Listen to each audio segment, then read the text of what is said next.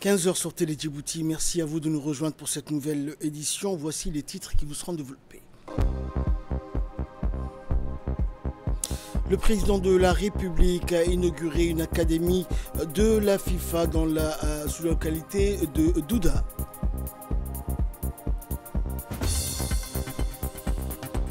Et des habitants du centre de la bande de Gaza font la queue devant un point de distribution de nourriture. Voilà pour les titres, bonjour à tous.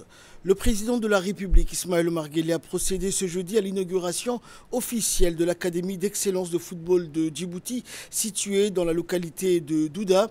Infrastructure construite sur le format des normes et exigences internationales, l'Académie d'excellence de football de Djibouti est dotée de 2 stades aux pelouses synthétiques. Elle est adjointe également de d'autres dortoirs, offrant un séjour continu et séparé à ses pensionnaires constitués aussi bien de jeunes filles que de garçons. Ces brasseries et cuisines équipées offrent des conditions propices à la préparation de rations équilibrées et hautement nutritives, indispensables à l'idéal d'aptitudes physiques irréprochables dans lesquelles doivent constamment se trouver ces pensionnaires.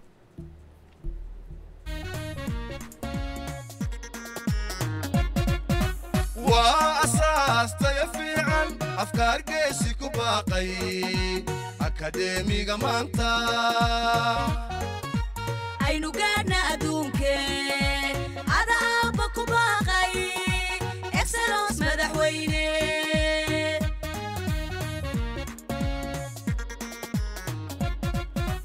awlaadii qarankeeniyo xulkii arligeena ayihii beritoole matalaya dalkeena ambaqaadkani weeye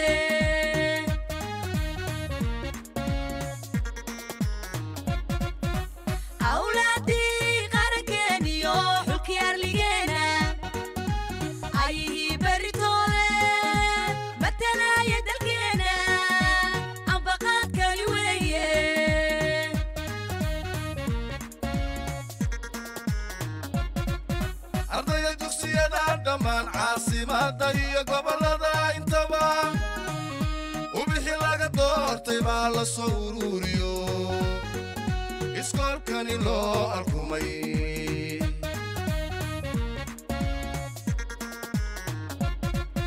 أرضي الدوسية دمان عاصمة قبل ذا انتبه وبحي لقى دورتي بالا صوروريو اسكول كاني لو الكومي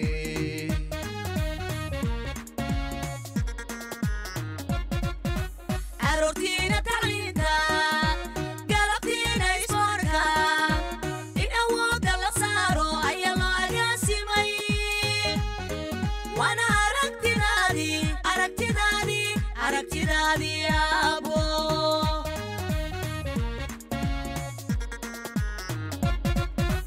aroortiina tacliinta galabtiina isboorka in awoodda la saaro ayaa loo agaasimay وانا aragtidaadii abo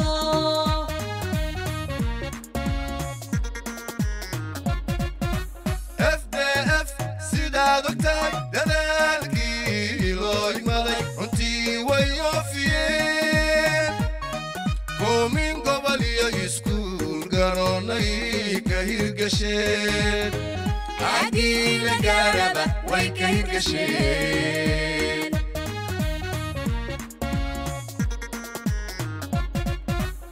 FDF sidaad ogtahay dadaalkii loo imaday runtii way oofiyeen koomin gobol iyo iskuul garoonay ka hirgasheen haddii la gaaraba way ka hirgasheen.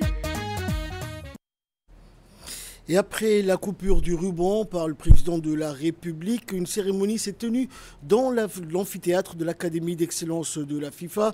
L'événement s'est déroulé en présence des membres du gouvernement, reflétant l'importance de ce projet pour le développement du football et de la jeunesse à Djibouti. Les autorités ont ainsi pu constater l'excellence des infrastructures et l'organisation de l'Académie, symbole de l'engagement du pays pour former ces jeunes talents dans un cadre professionnel et international. gudi mala wadaagto maskax iyo aqoon badan midnimana ku talisa majaaraha u qabato guusha waan filayne FDF magaceeda ha jiro gudi mala wadaagto maskax iyo aqoon badan midnimana ku talisa majaaraha u qabato guusha waan filayne FDF magaceeda ha jiro waxa meel kasta u maray abagele herka maanta soo dhigay abagele waxa meel kasta u maray abagele herka maanta soo dhigay abagele waxa meel kasta u maray abagele.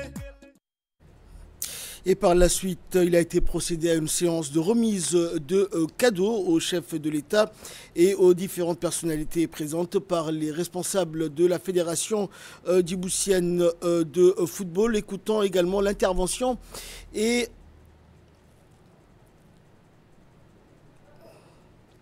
la remise des cadeaux donc au président de la République par les membres de la Fédération djiboutienne de football, de la FIFA et du secrétariat d'État au sport. Dala muddo dheer filayno xariga maanta laga jaray malkada ayaa jeexay abagele maalgeliyay yidhi abagele mabdiisayay tahay abagele. Suivant à présent les interventions des jeunes talents et des jeunes footballeurs, jeunes filles et jeunes garçons présents lors de cette importante cérémonie. Excellence, Monsieur le Président de la République, je m'appelle Abdou, je suis en classe de 9e, venu d'Obok et pensionnaire de l'Académie d'excellence de football. Je voudrais, quant à moi, vous remercier, Monsieur le Président, au nom de tous nos parents qui sont fiers de l'opportunité et la chance que vous nous donnez de poursuivre notre scolarité tout en visant le plus haute performance en football pour défendre plus tard, Inch'Allah, les couleurs de notre nation. Je suis en classe de 9e, venue de Djibouti et pensionnaire de l'Académie d'excellence de football. Permettez-moi de vous remercier, Monsieur le Président, au nom de mes camarades, pour cette prestigieuse académie que vous avez initiée et qui nous offre les infrastructures les plus modernes qui nous permettront, nous, jeunes filles, comme les garçons, de réaliser les meilleures performances sportives et scolaires. Nous remercions enfin pour leurs appuis et la mise en œuvre de cette Académie d'excellence de football. Sous votre leadership, Monsieur le Président de la République, le Président de la FIFA et son équipe, le ministre de l'Éducation nationale et de la formation professionnelle, le ministre de la Santé et enfin le Président de la Fédération djiboutienne de football.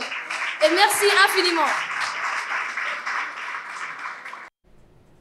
Et suivant à présent l'intervention du président de la République prononcée lors de cette importante cérémonie. C'est évident que c'est une avancée notable pour notre pays, pour notre jeunesse et un futur véritablement exceptionnel grâce aux efforts de la FIFA, de notre président de la fédération. Nous tenons à les féliciter autant qu'ils sont pour ce qu'on a pu réaliser avec le concours de la FIFA et de notre fédération. Et nous voulons que cette petite pépite puisse avancer, grandir, Inch'Allah. Participer au concours international de football et surtout le football africain.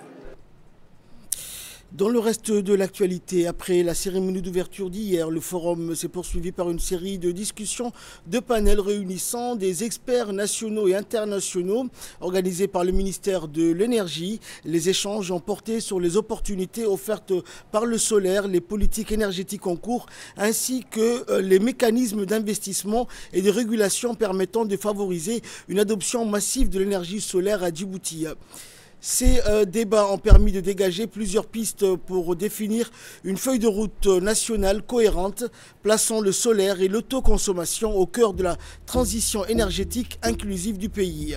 Au-delà des enjeux environnementaux, l'autoconsommation solaire a été présentée comme un vecteur de croissance économique et inclusion sociale, créant des emplois dans l'installation, la maintenance et la gestion des équipements solaires. Elle favorise également la formation des jeunes, la participation des femmes dans les métiers de l'énergie et le développement de l'entrepreneuriat local. Il est l'heure à présent de retrouver l'appel à la prière de l'Asr. Restez avec nous pour la suite de notre journal. C'était donc l'appel à la prière de l'Asr. Nous retrouvons la suite de notre journal. La Direction générale de la protection civile a organisé ce matin à l'Académie de la police Idriss Farah Abani, située à Nagad, une cérémonie officielle marquant la clôture de 2 sessions de formation spécialisée destinées aux cadres et agents de la protection civile. Ces sessions de formation portaient notamment sur la formation des accompagnateurs de proximité et de formateurs visant à renforcer les capacités pédagogiques et techniques des agents en matière de sensibilisation, de prévention et d'encadrement des communautés locales, et la formation sur la gestion opérationnelle et le commandement des secours niveau 4, centré sur la coordination stratégique, la prise de décision en situation de crise et la conduite des opérations de secours de grande envergure.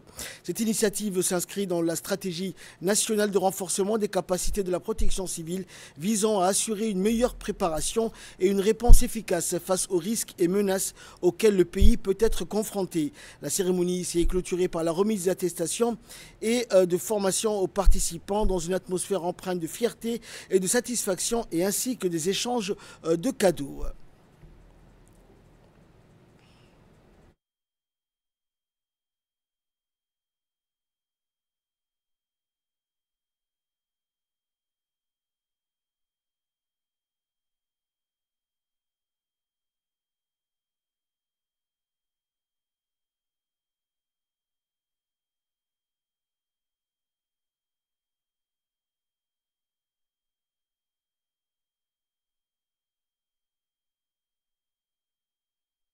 C'est avec une grande joie et un profond sentiment de fierté que je prends la parole aujourd'hui au nom de l'ensemble des stagiaires de la formation officier garde compagnie, tenue ici à l'École supérieure internationale de la protection civile, au thème de 2 semaines denses, intenses et passionnantes.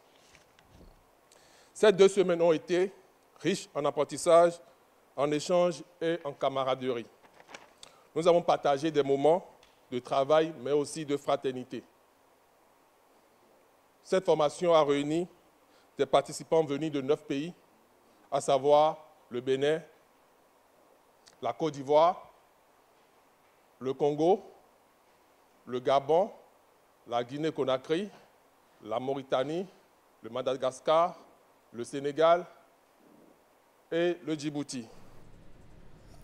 Et écoutons également l'intervention du commandant de la protection civile. Avec un immense plaisir de vous recevoir encore une fois au sein de l'amphithéâtre pour célébrer la cérémonie de clôture des stages et de remise de diplôme pour la formation de gestion opérationnelle et commandement. Cette formation a été dispensée par 2 experts, le commandant Ludovic Berger et Hervé Charleroi de la brigade sapeurs-pompiers de Paris. Permettez-moi de vous informer que l'école s'améliore de formation en formation. Je remercie pour ça les directeurs de la protection civile pour l'achat d'un bus qui a amélioré la mobilité des stagiaires, mais aussi d'avoir mis à notre disposition une enveloppe budgétaire sur le budget de la protection civile pour assurer tout le fonctionnement quotidien de l'école. Je félicite le personnel de l'école, commandant Thierry, major Franck et surtout Cabral Hamza, qui ont redoublé d'efforts pour pallier l'absence, le départ en formation des cadres de l'école. Nous nous retrouvons pour célébrer la fin de 2 stages. La fin du stage GOC 4, gestion opérationnelle et de commandement de niveau 4, et le stage formateur accompagnateur de perfectionnement en pédagogie. Le stage GOG4 va clôturer l'année 2025 en termes de stage et non pas en termes de préparation. Quelle année? Cette année 2025, elle a vu naître l'École supérieure internationale de protection civile, de nombreux travaux d'infrastructure, mais aussi de 4 stages. 11 pays et 64 stagiaires sont venus se former en cette première année. Et dans son allocution, le directeur de la protection civile, le colonel Mahmoud, a salué les efforts des formateurs et la détermination des participants tout au long de ces sessions. On l'écoute.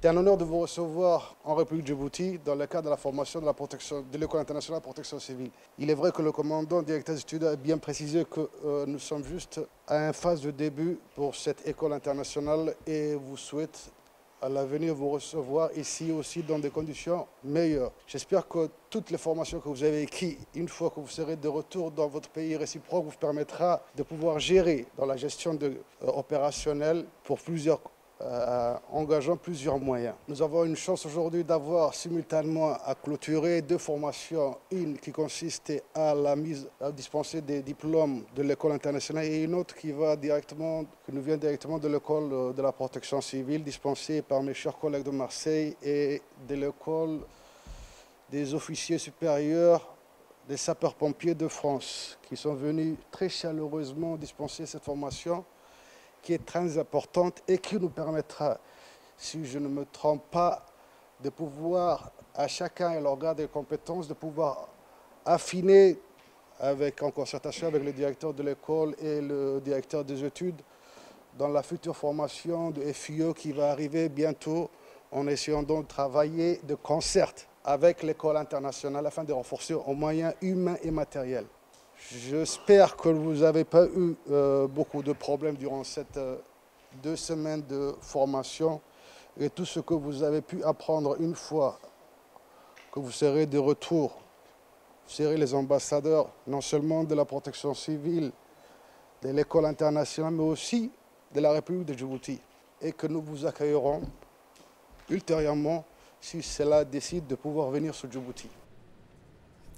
Et dans l'actualité internationale, c'était dans le titre de cette édition, des habitants du centre de Gaza faisaient l'accueil hier devant un point de distribution de nourriture. Si sur le front militaire, le cessez-le-feu conclu entre le Hamas et Israël offre un moment de répit, les populations ne parviennent pas toujours à faire face aux coûts de la vie quotidienne en raison de la flambée des prix et du manque de revenus. Pour beaucoup, les cuisines caritatives demeurent l'unique option. Malgré le retour de l'aide dans la bande de Gaza depuis l'entrée en vigueur du cessez-le-feu le mois dernier, les besoins restent supérieurs à l'offre, le territoire ayant été dévasté par 2 ans de conflit. La donne pourrait changer avec l'annonce par Israël de l'ouverture permanente d'un point de passage de l'aide humanitaire à Zikim, au nord de Gaza.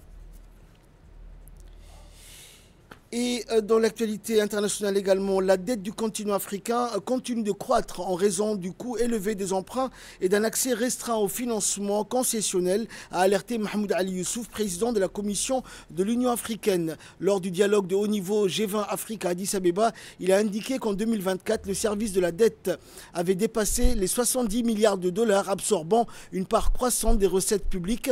Désormais, près de 57% des Africains vivent dans des pays où le remboursement de la dette excède les dépenses sociales. Pour Mahmoud Ali Youssouf, cette situation révèle une faille du système financier mondial fondé sur des critères biaisés qui perpétuent les inégalités. Et sous la présidence sud-africaine, le G20 amorce ce changement avec la création du groupe d'experts sur l'Afrique, symbole d'une coopération renforcée et d'une voix africaine plus influente dans la gouvernance économique mondiale. C'est ainsi que prend fin cette édition. Merci à vous de nous avoir suivis.